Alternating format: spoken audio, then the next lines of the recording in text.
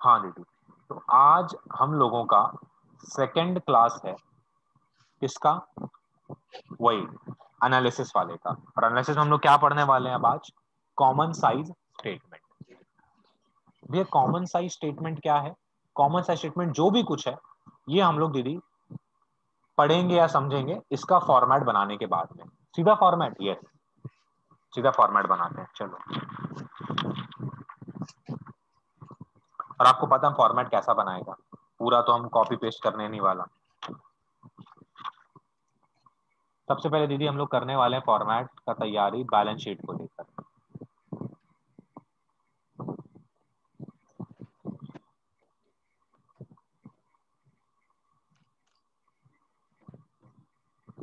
Common size balance sheet as at 31 March 2018 and 2019, या आप चाहो तो 2020 और 2021 भी लिख सकते हैं।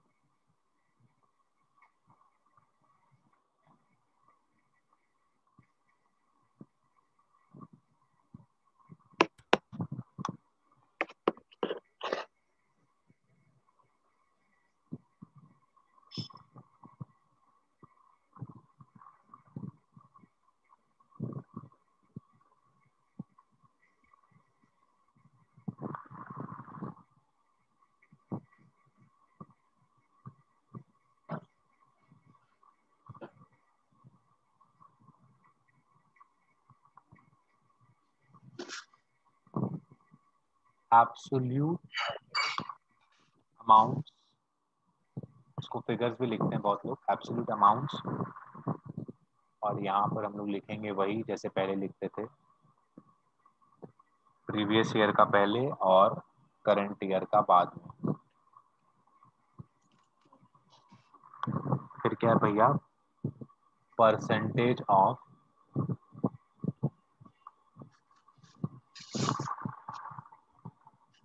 बैलेंस शीट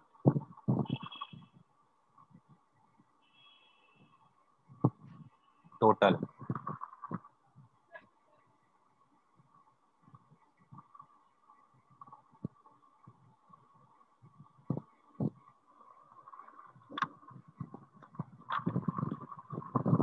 भैया आप ये नीचे कॉलम में कुछ भरेंगे नहीं, क्यों भरे दीदी? पूरा बैलेंस शीट है, अब वापस कॉपी पेस्ट करने का कोई सेंस नहीं बनेगा।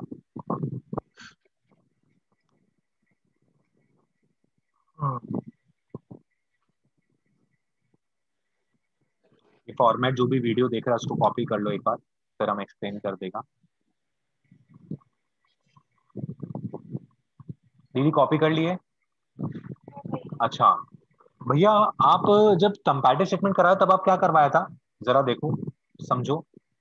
मेरे ख्याल से हम जब कंपैरेटिव स्टेटमेंट करवाया था तब मेरा ये वाला पार्ट सेम था, ये वाला पार्ट सेम था।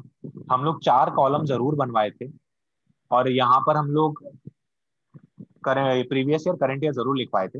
लेकिन एक चीज जरूर चेंज था, हम लोग ऊपर में एब्सोल्यूट अमाउंट जरूर नहीं लिखते थे। ऐसा कुछ भी नहीं था, एब्सोल्यूट अमाउंट नहीं था, खाली ये लिखे थे। और यहाँ पे पूरा बैलेंस शीट का टोटल जो मतलब बैलेंस शीट का जो फिगर था वो सबको कॉपी पेस्ट कर दिए थे। मतलब भैया इन शॉर्ट अगर बोले, ये जितना था ना ये हिस्सा, ये नॉर्मल बैलेंस शीट जैसा ही बना था। खाली एक डिफरेंस था, यहाँ पर हम लोग प्रीवियस ईयर को पहले लिख दिए थे, करंट ईयर को बाद में लिखे थे, बस। पूरा बैलेंस शीट बना था। और भैया चेंजेस क्या हुआ था यहाँ पर? यहाँ पे चेंजेस ये हुआ था दीदी कि ये भी नहीं था। और भैया क्या था यहाँ पर? यहाँ पर हम लोग दीदी लिखे थे एब्सोल्यूट चेंज, और यहाँ लिखे थे हम लोग परसेंटेज चेंज। इंक्रीज या डिक्रीज, बस। और यहाँ पर क्या हो गया भैया, जरा देखो, यहाँ पर भैया क्या हो गया, यहाँ पर आपका आ गया है एब्सोल्यूट अमाउंट, और यहाँ पर है आपका percentage of balance sheet total. भैया ये एब्सोल्यूट अमाउंट सिंपल दीदी, बैलेंस शीट का जो फिगर था वही का वही कॉपी करना है, वही बात है। अच्छा, अब percentage of balance sheet total है वो, हाँ हाँ आप बताए थे, percentage of balance sheet total, balance sheet का एसेट का टोटल ले लो या लाइबिलिटीज का टोटल ले लो, दोनों तो इक्वल ही होता है, तो उसके किसी भी टोटल को ले लो, उसको बेस मानो, और रेस्पेक्टिव फिगर से परसेंटेज निकाल के दिखा दो यहाँ पर। जैसे भैया एक एग्जांपल दीजिए, देखो, जैसे फॉर एग्जांपल दीदी यहाँ पर आपका लॉन्ग टर्म बोरोइंग्स होगा, ठीक है, लॉन्ग टर्म बोरोइंग्स का करंट ईयर का आपका हो सकता है 5 लाख हो, और प्रीवियस ईयर में आपका ये 8 लाख, ठीक है। और आपका लाइबिलिटीज का टोटल, भैया लाइबिलिटीज का टोटल कर रहे दीदी एक ही बात है, एसेट लाइबिलिटीज इक्वल है, तो भैया मेरा लाइबिलिटीज का टोटल सपोज कर लीजिए आप, यहाँ पे लिखा हुआ रहेगा टोटल, क्वेश्चन में दिया हुआ ही रहेगा। अब हम पूरा बैलेंस शीट नहीं बना रहे हैं कि अब हम आपका अगर नॉन करंट लाइबिलिटी बनाया तो उसमें आपको सारा चीज दिखाएं, long term borrowing, deferred tax liabilities, सब सब कुछ नहीं दिखा रहा, टोटल में क्या आएगा, यहाँ पे सपोज कर लो ये होगा आपका 80 लाख, और ये होगा आपका 1 करोड़। फिर कुछ गलती किया, मतलब यार हद होके रखा हुआ है, यहाँ नहीं होगा ये, यहाँ होगा।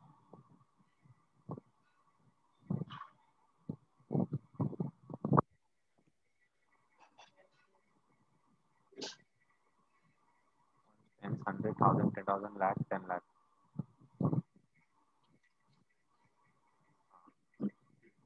अब ठीक है, हाँ this is perfect, 1, 10, 100,000, 10,000 lakh, 10 lakh crore, हाँ ठीक है ठीक है। ये भगवान आज पता नहीं क्या हो रहा है, 1 करोड़, ठीक है, ये 1 करोड़ लिखा हुआ है। अब भैया क्या करेंगे, सिंपल सा चीज है दीदी, एकदम सिंपल सा चीज है, हम लोग यहाँ पर परसेंटेज निकालेंगे। जब हम लोग 31/2018 का परसेंटेज निकालेंगे तो हम लोग केवल इसको देखेंगे, या फिर बोलेंगे तो इस कॉलम को देखेंगे। जब इसका निकालेंगे परसेंटेज तब केवल इस कॉलम को देखेंगे। क्या करना है भैया, सिंपल सा बात है दीदी, 8 लाख divided by 80 बस, into 100. ये कितना आएगा, 10%,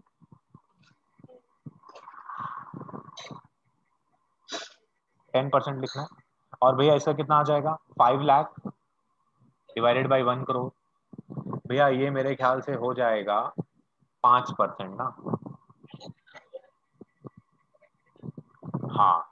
भैया क्या ये अच्छी बात है, यस देखा जाए तो एक तरह से अच्छी बात है, आपका लॉन्ग टर्म बोरिंग्स कम हो रहा है, आप अपने बिजनेस में डेट को कम कर रहे हो, लाइबिलिटीज को कम कर रहे हो, एक हद तक अच्छी बात है।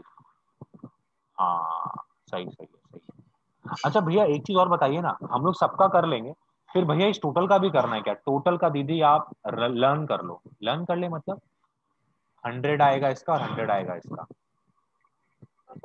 हाँ भैया आप कुछ समझिए ना, 80 लाख को 80 लाख से डिवाइड करेंगे, इंटू 100 करेंगे तो 100% ही तो आएगा। और 1 करोड़ को 1 करोड़ से डिवाइड करेंगे और इंटू 100 करेंगे तो वही 100% आएगा, यस। बस यहाँ पे ये काम खत्म हो जाता है, और कुछ नहीं है भैया, कुछ नहीं है, विश्वास करो मेरा। अच्छा ठीक है, तो भैया अब इसमें कुछ आप नोट्स लिखवा देते हैं, हाँ बिल्कुल नोट्स लिखवा देता है, लिख लो।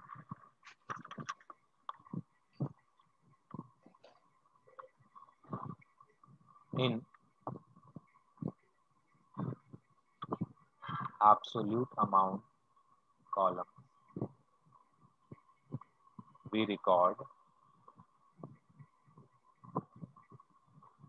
the balance sheet figure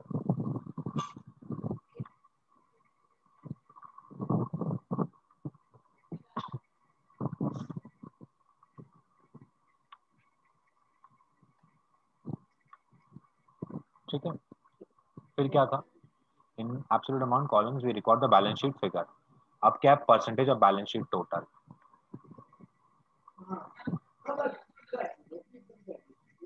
in percentage of balance sheet total columns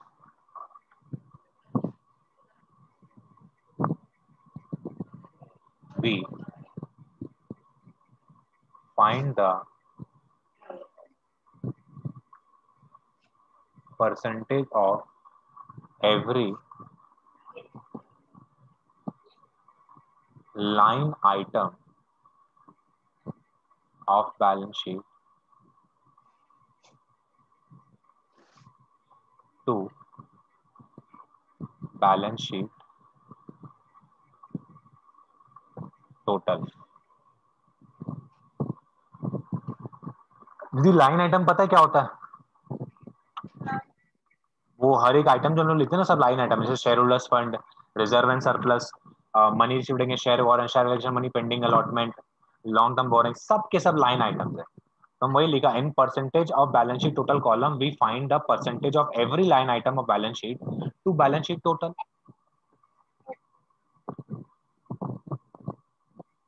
ठीक है। अच्छा, इसमें भैया इंपॉर्टेंट क्या था, बैलेंस शीट टोटल और percentage of balance sheet total columns. अच्छा, थोड़ा सा एक बार इसका भैया ऐसा कुछ फॉर्मेट बना दीजिए। कैसा, देखो इधर पे कैसे निकालने का है, परसेंटेज इक्वल्स टू, नीचे तो आपका रहेगा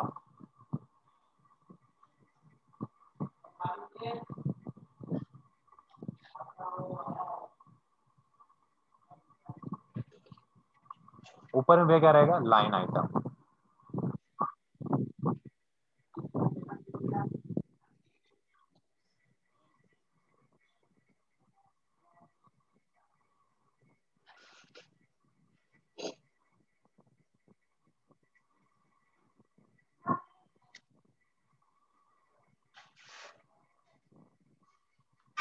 ठीक है ना दीदी, लाइन आइटम, यहाँ पे लाइन आइटम का amount, line item amount balance sheet total into 100। बस सबका ऐसे करते रहेंगे हम लोग। ठीक है ना, सबका ऐसे होते जाएगा। अब भैया ये तो हो गया, सिंपल इतना सही है। यस, इसमें कुछ भी नहीं है, फिगर विगर को लेके कोई टेंशन वेंशन नहीं है भैया। उसमें तो हम लोग कितना कुछ आप करवाए थे, सम्स का कैलकुलेशन वैल्कुलेशन, अरे इसमें कुछ नहीं है, जरूरत ही नहीं पड़ेगा आप। ठीक है। हाँ, एक चीज है, आपको ट्रेंड एनालिसिस करना आना चाहिए, वो हम एनालिसिस सिखा देगा, लेकिन वो नेक्स्ट क्लास में भी सीख सकते हैं हम लोग। अभी हम आपको अब वो बना देता है, common size statement of profit and loss वाला। चलिए, आए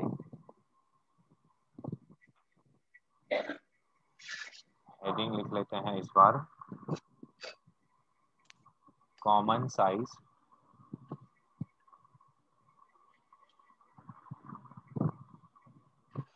statement of profit and loss for the year ended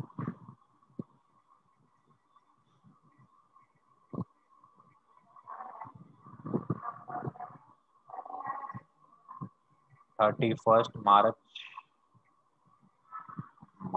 2018 and 2019.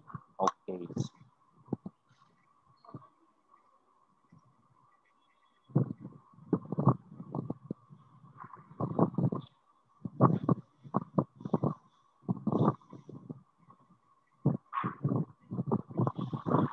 Hmm.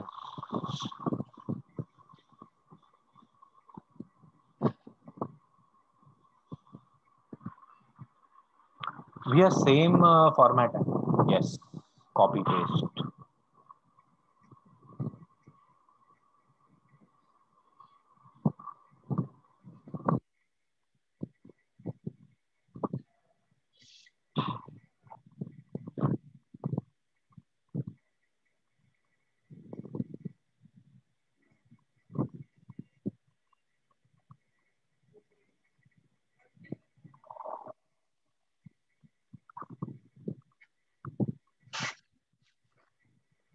Particulars. Note number, absolute amount,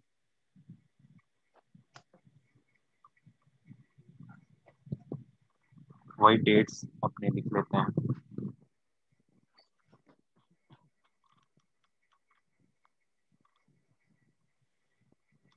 dates दीदी आप मत लिखना, 2 मिनट रुकना, डेट्स हम लिखवाएगा, कॉपी पेस्ट मत कर लेना आप डेट्स।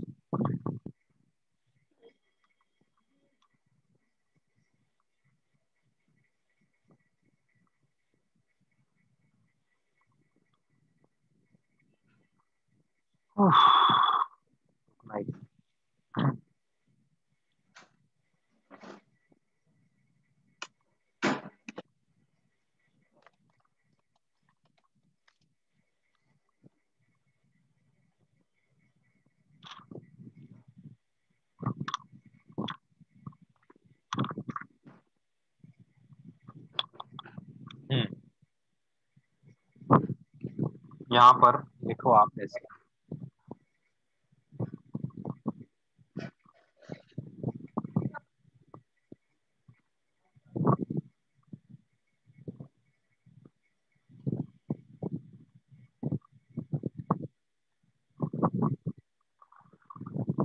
परसेंटेज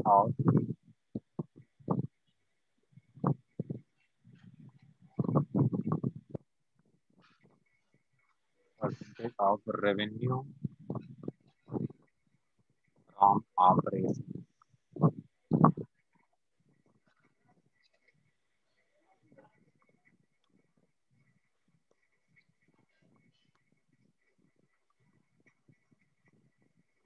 या आप 31/3/2018 और 31/3/2019 नहीं लिखवाने के पीछे कोई हार्ड एंड फास्ट रूल है क्या आपका, मतलब कुछ बहुत जरूरी रीजन है क्या?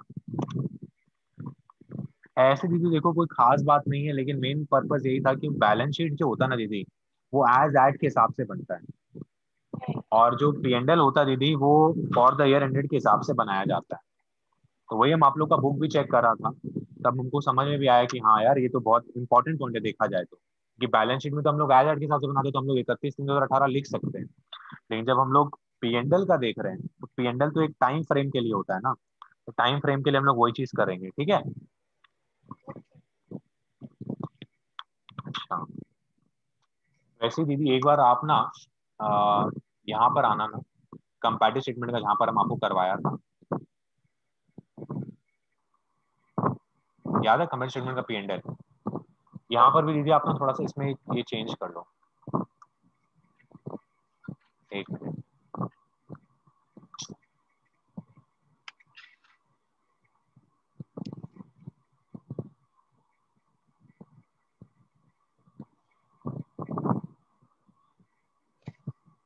इसमें भी आप ऐसे कर लो 2017 टू 19।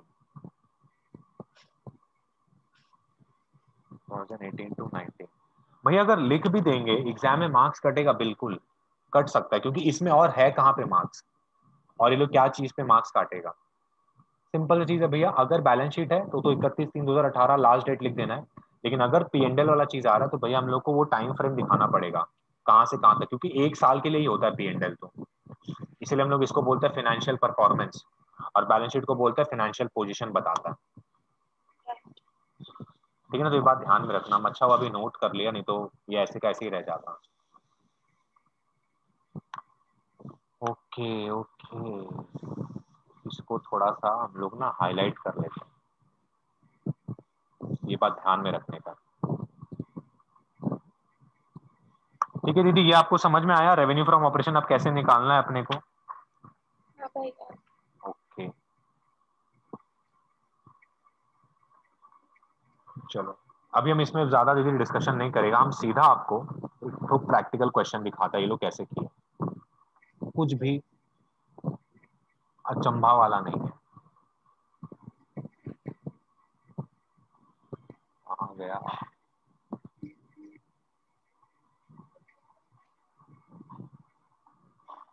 ये है क्या?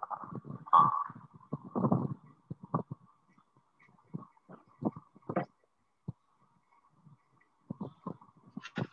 आ गया था शायद।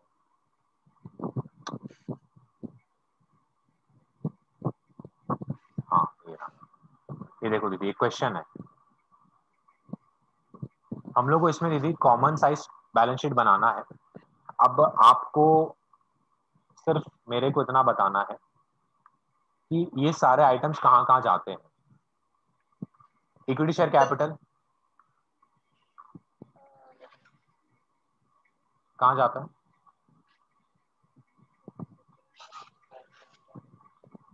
शेयर कैपिटल में दीदी, share capital, equity share capital और प्रेफरेंस शेयर कैपिटल दोनों शेयर कैपिटल के पार्ट है।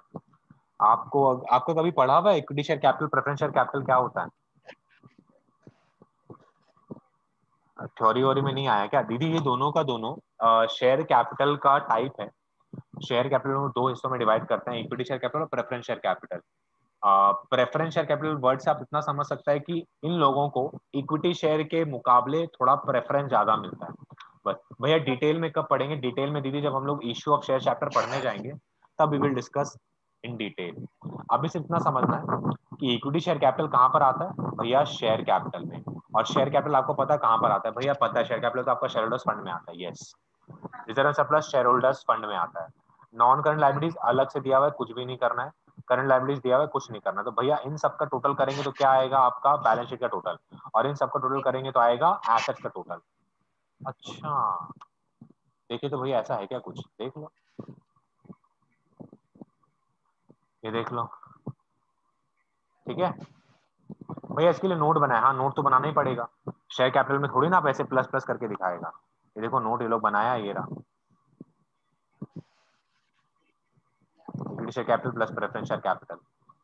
ओके, और भैया एसेट्स का दिखा दीजिए एक बार, ये लो, बस हो गया खत्म, एसेट्स का भी बन गया।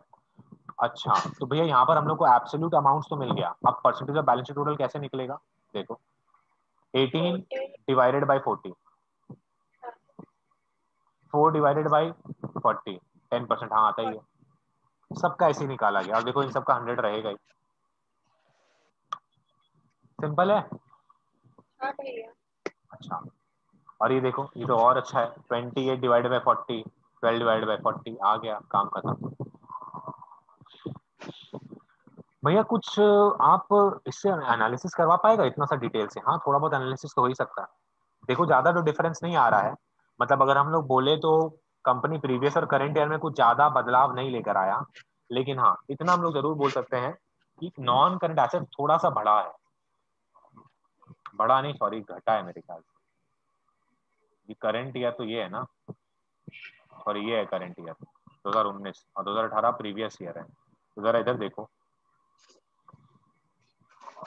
ऐसे देखा जाए तो आप बोलेगा भैया परसेंटेज हिसाब से तो भैया नॉन करंट आपका घट गया, लेकिन आप ऐसे देखो एक बार, टोटल एसेट्स क्या बढ़ा है? हाँ। भैया टोटल एसेट्स तो बढ़ा ही है। हाँ, और ऐसे देखिए तो भैया नॉन करंट भी भैया फिगर में एब्सोल्यूट वाइज तो बढ़ा ही है, 28 का 30.6 हुआ, यस। बट हम क्या बोल रहे हैं, अगर हम इसका परसेंटेज निकाले तो वो थोड़ा कम हुआ है। और अगर टू बी वेरी ऑनेस्ट कुछ बात बोले तो ज्यादा कोई डिफरेंस नहीं आया, 1% 2% का डिफरेंस, कुछ फर्क नहीं है। ऊपर से देखा जाए तो ये अच्छी बात है अगर आपका एसेट्स बढ़ रहा क्या? है। हाँ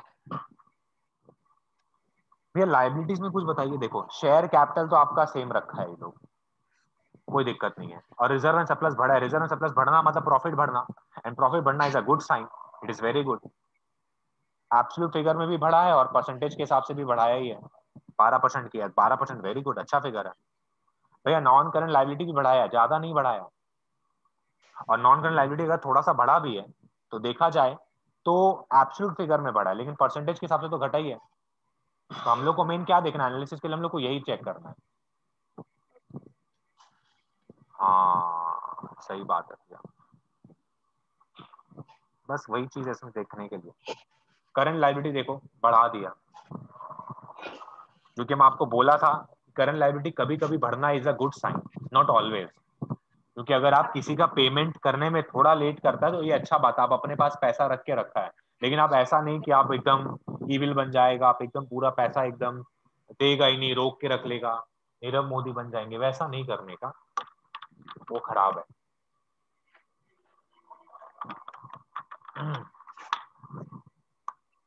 और इसमें भी भैया थोड़ा बहुत हम लोगों को कैलकुलेशन करके दिखाना पड़ेगा, ये देख लो, थोड़ा बहुत ये लोग करके दिखा दिया और नीचे क्या लिख दिया, सो ऑन, बस काम खत्म। ओके, ये भी सेम वैसा ही दीदी, कुछ भी इसमें अलग नहीं है, सेम वैसे ही करना, बट आपको पता होना चाहिए कौन सा आइटम कहाँ आता है, इसीलिए बैलेंस शीट हम लोग इतना बढ़िया से पढ़े थे। देखो अब आपको दिक्कत नहीं होगा, हाँ भैया फिडलोस, स्टॉस, एल्डो सब पता है, बस वही करना है इसमें, सिंपल है भैया। ये लोग यहाँ पे नहीं दिखाया वो टोटल कैसे करके निकाल रहा, आपको दिखाना है, ये लोग बुक में कर रहा है, बुक में एक क्वेश्चन में कर दिया, सब में नहीं कर रहा है, लेकिन आपको दिखाना है। भैया ये क्या है, एक सेकंड, एक इंटरनेट कनेक्शन वीक दिखा रहा है, ये तो ठीक है। हाँ हाँ, इसमें भैया ये क्या हुआ, बस सिंपल है, इसमें आपको बैलेंस शीट बना कर दे दिया, और कोई बात नहीं है। ये देखो पूरा बैलेंस शीट बना कर दे दिया, खाली बोल रहा है कॉमन साइज स्टेटमेंट बता दो आप, ये देखो।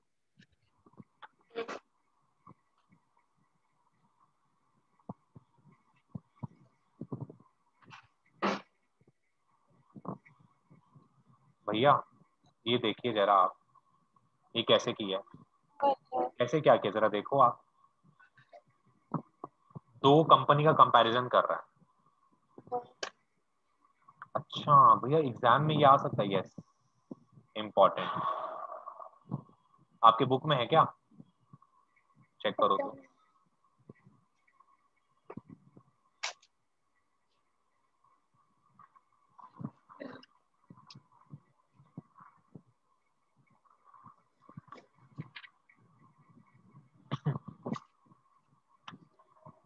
हाँ भैया। है ना, तो ये वाला क्वेश्चन करना है भैया। इसमें आप जैसे कंपैरिजन कर रहे हैं, क्या देख रहे हैं हम लोग, देखो दीदी, जी लिमिटेड और एल लिमिटेड माना जाएगा कि ये लोग सेम इंडस्ट्री को बिलोंग करते हैं। सेम इंडस्ट्री को बिलोंग करना मतलब ये कि अगर जी लिमिटेड ट्रैक्टर बनाता है तो एल लिमिटेड भी ट्रैक्टर ही बनाता है, क्योंकि अगर आप जी लिमिटेड कपड़ा बनाता है और आप एल लिमिटेड ट्रैक्टर बनाता है, उसका कंपैरिजन करोगे तो दीदी दोनों गलत चीज होगा, क्योंकि दोनों का एक्सपेंस का रेशियोज, एक्सपेंसेस अलग अलग आता है। लेकिन अगर कोई ट्रैक्टर बनाने का या ट्रक बनाने का कंपनी होगा तो उन लोग खर्चा ऑलमोस्ट सिमिलर ही रहता है, और अगर खर्चा कभी कभी सिमिलर रहता है तब कंपैरिजन किया जा सकता है। जैसे कोई क्लास 10 में बच्चा पढ़ता है और एक बच्चा क्लास 7 में पढ़ता है, तो आप क्लास 10 के बच्चे का क्लास 7 से कंपैरिजन नहीं कर सकते हो। जैसे फॉर एग्जाम्पल मेरा भी सीएमए का रिजल्ट निकला था, तो लोग मेरे से पूछ रहे हैं कि भैया कितना परसेंटेज आया, अरे इसमें परसेंटेज नहीं पूछते, इसमें पास होना पूछते हैं। वो लोग क्यों पूछ रहे हैं, क्योंकि उनके बेटे बेटी क्लास 10 या 12 में है, उनको लगता है 10 12 जैसा ही होता है सीएमए, तो कंपैरिजन करना गलत हो जाएगा ना सीएमए और उसका। अब जैसे फॉर एग्जांपल आप सिस्टर जो वो साइंस लेके पढ़ रही है, अब साइंस के बच्चे का परसेंटेज का कंपैरिजन आप कॉमर्स के बच्चे, आर्ट्स के बच्चे से कंपैरिजन करोगे तो बेवकूफी है, क्योंकि पता है साइंस में थोड़ा सा परसेंटेज कम आता है, मतलब कंपैरेटिवली उतना मार्क्स उठाना इजी नहीं होता। हाँ समझ में आ रहा है, तो सेम इंडस्ट्री को बिलोंग करना चाहिए या सेम बिजनेस को बिलोंग करना चाहिए, यहाँ पे ये लोग सेम बिजनेस को बिलोंग करते होंगे। अब देखो इन लोगों का शेयर होल्डिंग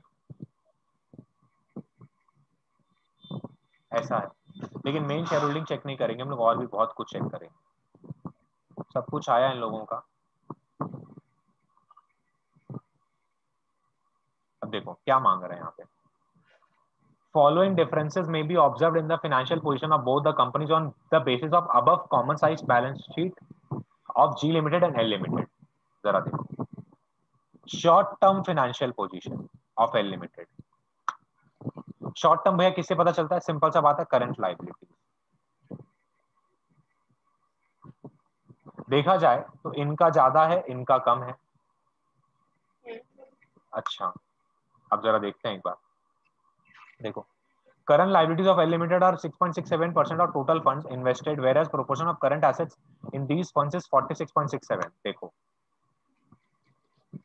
अब इसका कंपैरिजन किससे किया जा रहा है, इससे। भैया इसका कंपैरिजन क्यों इससे आप करवा रहे हैं, मैं आपको बताया था कि वर्किंग कैपिटल नाम का एक चीज होता है, वर्किंग कैपिटल।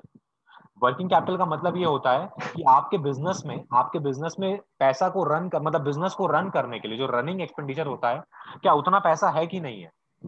तो वो चीज चेक करने के लिए आपका हम लोग वर्किंग कैपिटल निकालते हैं। अब आप एक बार परसेंटेज को भूलो और जरा इसको कंपेयर करो, 50,000 और 3.5 लाख।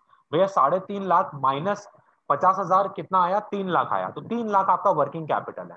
और यहाँ पे जरा चेक करो, 2 लाख माइनस 1 लाख, भैया 1 लाख। तो दीदी साफ साफ दिखाई दे रहा है कि किसका स्ट्रेंथ ज्यादा है, किसका स्ट्रेंथ कम है वर्किंग कैपिटल के मामले में। मतलब भैया देखा जाए तो short term position L limited का बेटर लग रहा है मेरे को। देखो, short term position of L limited is definitely better as compared to G limited.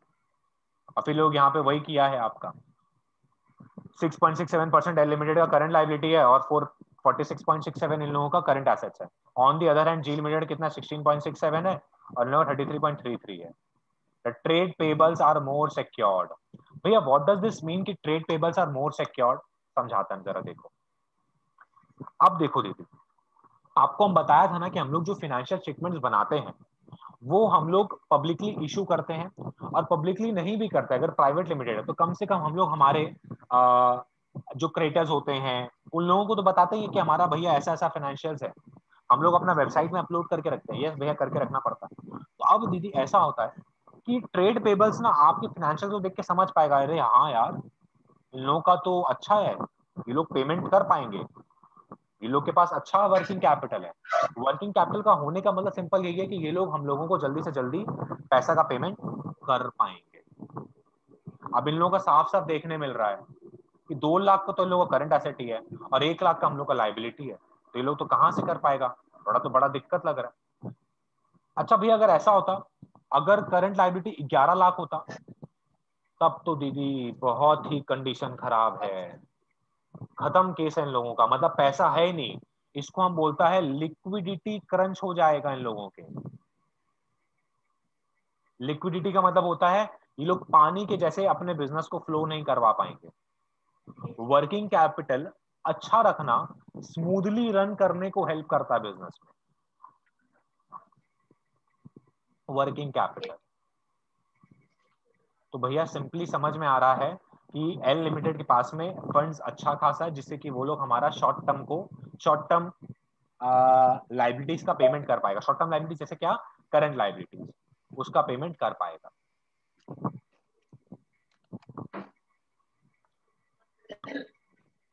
ठीक है भैया, अब जरा देखो तो यहाँ पर देखते हैं दीदी, non current liabilities.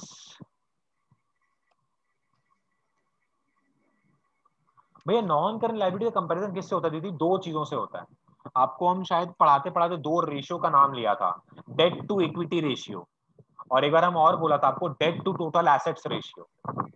Non current liabilities को हम लोग दीदी डेट्स बोलते हैं, डेट्स। और टोटल एसेट्स मतलब वही दीदी टोटल बैलेंस शीट का टोटल। तो डेट्स टू टोटल एसेट्स या फिर डेट टू इक्विटी, इससे कंपैरिजन किया जाता है। अब यहाँ पर हम लोग क्या देख रहे थे, नॉन करंट लायबिलिटी कितना 33.3% है और यहाँ पे 40% आ रहा है। 33.33% किसका आ रहा है भैया, टोटल एसेट्स का मान लीजिए, और यहाँ पर आ रहा है 40% आ रहा है टोटल एसेट का। देखा जाए तो इन लोगों का नॉन करंट थोड़ा ज्यादा लिया हुआ है और इन लोगों का थोड़ा कम लिया हुआ है, ये टोटल एसेट्स के मुकाबले है। लेकिन अब अगर हम आपको बोले डेट्स टू टोटल इक्विटी देखा जाए तो इन लोगों का 33 है के मुकाबले 50% है, और यहाँ पे 40 है इसके मुकाबले।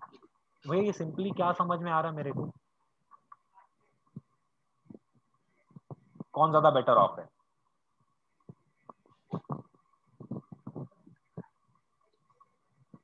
Long term financial position also of L Limited is better than J Limited because shareholders fund are 53.33% of total funds in case of L Limited, while it is 50% in G Limited।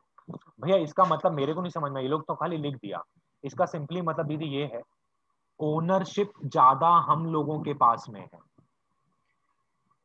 एक business दीदी जब चलता है तो business में ना ये भी देखना पड़ता है कि बाहर वालों को कितना पैसा लगा हुआ है। आपको शायद ये याद होगा, हम लोग इंटरनल लाइबिलिटी और एक्सटर्नल लाइबिलिटी करके एक चीज पढ़े थे। तो दीदी इसमें जो शेयरहोल्डर्स फंड होता है ना दीदी, वो इंटरनल लाइबिलिटी होता है, अपना पैसा है ये, अपने लोगों का पैसा। लेकिन जो दीदी नॉन करंट लाइबिलिटी है, ये दीदी बाहर के लोग हो गए। दीदी अगर बाहर के लोगों का पैसा ज्यादा लगा हुआ रहेगा और ओनर का पैसा कम लगा हुआ रहेगा, तो दीदी खतरा अपने आप बनते रहेगा। और जितना ज्यादा हम लोगों का घर का पैसा रहेगा, खुद का पैसा रहेगा, और बाहर का कम रहेगा, टेंशन बर्डन कम रहता है। भैया आप ऐसा क्यों बोल रहे, टेंशन बर्डन कम रहता है दीदी? सबसे पहला बात तो ये कि 5-6 साल बाद हम लोग को इन लोगों का पेमेंट करना पड़ता है, और ऊपर से इन लोगों के कारण हम लोग का इंटरेस्ट का पेमेंट भी बहुत ज्यादा जाता है। आप समझ पा रहे दीदी, हम इतना सारा जो पॉइंट्स बोला, तो एनालिसिस दीदी बहुत कुछ कर सकते हैं। अच्छा भैया, आप तो पढ़े लिखे हैं, थोड़ा सा पढ़े हैं सीएमए में, भैया आपके हिसाब से हमेशा ऐसे ही कंपेयर किया जाता है क्या? नहीं। अगर मेरे को आप बोलो तो हम एफएम लगाएगा अपना। भैया what is FM? Financial management. और ऐसा हो सकता है हम बोल दे कि मेरे लिए जी लिमिटेड बेटर है, एल लिमिटेड कम बेटर है। ऐसा हो सकता है, मैं ऐसा बोल सकता हूँ। कारण क्या? कारण दीदी बहुत है, कारण इसके पीछे बहुत सारा है। कारण भी आप बताएंगे? नहीं, क्योंकि वो कारण बताने में पूरा आपको फाइनेंशियल मैनेजमेंट पढ़ाना पड़ेगा। भैया what is financial management? Simply दीदी इतना बता सकता हूं आपको कि आपको ये पता होगा कि किसी भी कंपनी को रन करने के लिए कैपिटल या पैसे का जरूरत पड़ता है, और पैसा किन किन जगहों से लेना चाहिए उन सब चीजों को भी देखा जाता है। कितना हम लोगों को इक्विटी से उठाना चाहिए, कितना हम लोगों को आपका बाहर का उठाना चाहिए, ये सब चीज हम लोग को मद्देनजर रखना पड़ता है, क्योंकि बाहर से उठाया हुआ पैसा के ऊपर में जो इंटरेस्ट होता है दीदी, वो देना ही पड़ता है। लेकिन शेयर होल्डर्स क्या होते हैं, अगर आपने प्रॉफिट कमाया तो आप डिविडेंड दीजिए, देना है तो, नहीं तो मत दीजिए। और इवन अगर आपने प्रॉफिट कमाया और आपको डिविडेंड देने का मन नहीं है, तो भी आप मत दीजिए। तो दीदी ये सब चीजों को मद्देनजर रखा जाता है। ठीक है।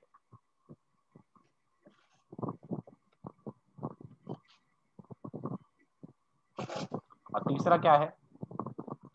G limited has invested more in non current assets as compared to L limited. देखा जाए तो जी लिमिटेड जो है वो एक जगह पर थोड़ा सा अच्छा है। कहां पर भैया? नॉन करंट एसेट्स के इन्वेस्टमेंट पे।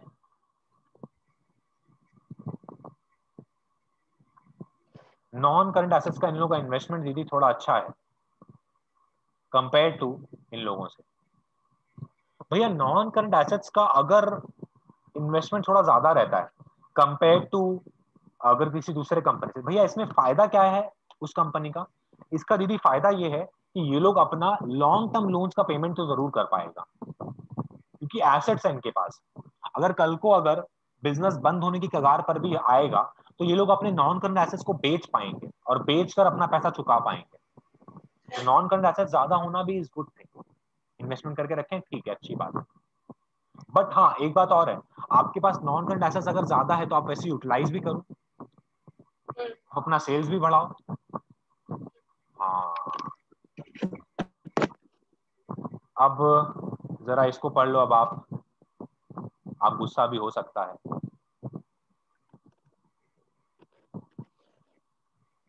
क्या भैया? Comments given above are not in syllabus, they are meant only for enrich learning. हाँ, आपको हम स्टार्टिंग से बोलता था RCSAIC, recording, classifying, summarizing, analyzing and interpreting. तो एनालाइजिंग इंटरप्रेटिंग तो यही है, यही तो एनालाइज और इंटरप्रिटेशन होता है जो मैनेजमेंट करती है। सम्स थोड़ी ना बनाने बैठ जाएगी मैनेजमेंट। मैनेजमेंट को सब सम्स बना बनू कर मिलता है, एक्सेल में बनते रहता है, ये आपका इन लोगों का जो सॉफ्टवेयर रहता है उसमें बनते रहता है। लेकिन ये सब एनालिसिस ये लोग खुद करते हैं, दिमाग लगाते हैं, और यही काम मैनेजमेंट करती है, और फिर डिसीजन मेकिंग करती है। ठीक है, इसका तो हम दिखा दिया। अब आपको हम एक बार प्रॉफिट एंड लॉस दिखाते हैं। देखो ये रहा प्रॉफिट एंड लॉस। आपको रेवेन्यू फ्रॉम ऑपरेशन यहाँ पे 2 लाख दिखा होगा, अदर इनकम 15,000 दिखा होगा। अब जरा देखो इधर पे आप क्या किया गया। 2 लाख का भैया 100% कैसे आ सकता है? ये दीदी हम आपको क्या बोला था, percentage of revenue from operation. अच्छा हाँ भैया, 2 लाख बाई 2 लाख इंटू 100 करेंगे तो 100% ही आएगा, और 15,000 डिवाइडेड बाई भैया 2 लाख इंटू 100 करेंगे तो भैया 7.5% ही आएगा। यस, सबका वैसे ही निकाला गया, सबका, ईच एंड एवरी फिगर, कोई भी चीज को नहीं छोड़ा गया। इवन जो ये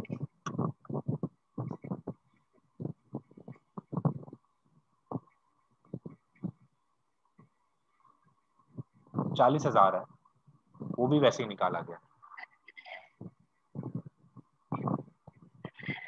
ठीक है फिर,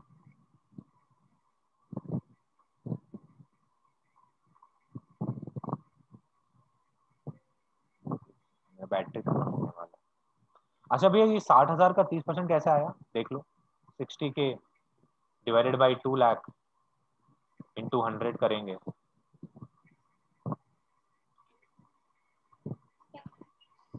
और करेंगे तो इसका आएगा आपको 30%।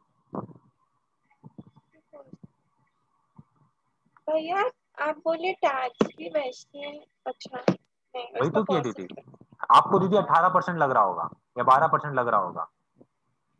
नहीं नहीं दीदी, हम लोग कैसे निकाले हैं, 60,000 डिवाइडेड बाई 2 लाख इंटू 100, अब आप देखो कितना आता है। हाँ भैया, अगर आप सीधा सीधी ऐसे करिए ना, 2 लाख का 30% करिए एक बार आप, 60,000 ही तो आएगा। हाँ तो भैया वैसे ही निकाला, सबका वैसे ही किया, सबका एक भी फिगर चेंज नहीं किया। इवन इसका भी आप देख लो ना, ये 107% कैसे आया होगा। हाँ, 2,15,000 डिवाइडेड बाई 2 लाख इंटू 100 किए हैं, इसीलिए ऐसा आया। अब बताओ दीदी, इसमें कुछ है, नहीं। इसमें देखो कुछ ज्यादा ये लोग किया भी नहीं है। एंड देखो यहाँ पर आपका सिलेबस, ये चैप्टर खत्म भी हो गया, बस चैप्टर खत्म। यहीं तक आपको करना है जितना भी क्वेश्चंस होगा। और दीदी एक बात हम बता दे रहे हैं, इसमें हम आपको थोड़ा सा एक लिबर्टी दे सकता है कि अगर आपको लगता है कि कोई क्वेश्चन भैया हम बुक में देख के समझ सकता है, आप बुक में देख के छोड़ दो, और अगर आपको कॉपी में करना है तो कॉपी में आप कर लो, ठीक है ना। ये हम दीदी नेक्स्ट क्लास में करवा देगा आपको, ट्रेंड परसेंटेज एनालिसिस थोड़ा बहुत, ओके। और हम लोगों का ये चैप्टर पूरा खत्म हो जाएगा। अच्छा एक बात और दीदी बोलना है, पहले हम एक बार रिकॉर्डिंग स्टॉप कर देता है।